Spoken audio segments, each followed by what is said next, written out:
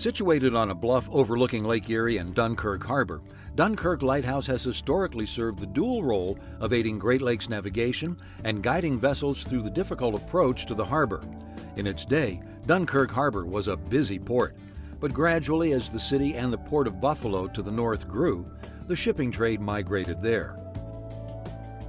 The first lighthouse was built in 1826 and rebuilt in 1857 to house the Fresnel lens.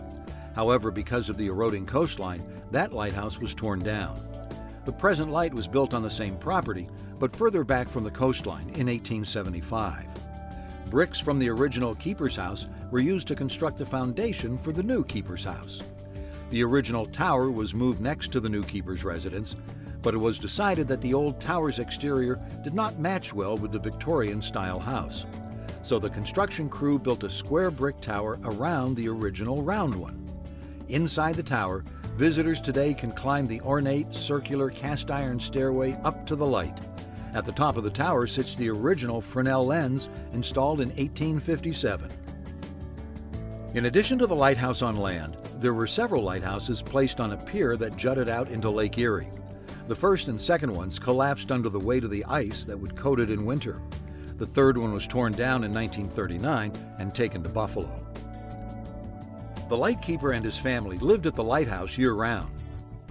Life here at this lighthouse was actually quite a nice place to live. Most of our lighthouse keepers were here 20, 30, or 40 years because we are inside the city limits of the city of Dunkirk. So they had schools for their children to go to, they had church that they could go to, they had places that they could buy supplies and visit with friends. There was a hospital and doctors here, so this was a very nice lighthouse to live in. In 1897, they actually had running water and sewers put into the property. Once the light was lit at dusk, the lighthouse keeper had to go up and down the tower stairs at least every 4 hours because there was a mechanism at the top of the tower that they had to wind every 4 hours in order to keep the light going around in a circle. It was called a lens clock mechanism that they had. Plus they had to regulate the airflow in the tower so that there wasn't too much air going in because that would burn the oil too quickly.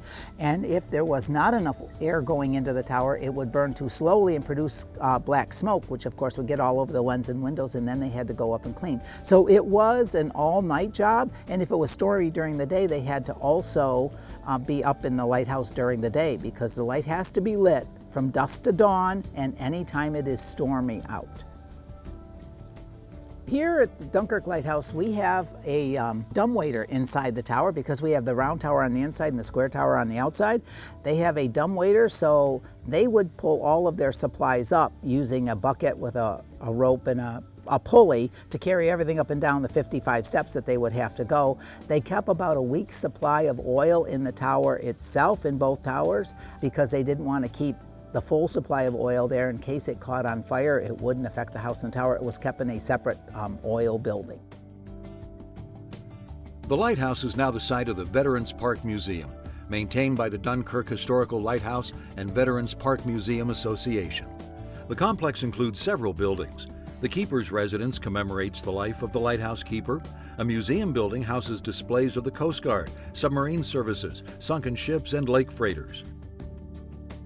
The light itself is automated and maintained by the Coast Guard. It operates year-round. The lighthouse and grounds are open to the public most days from April to November each year.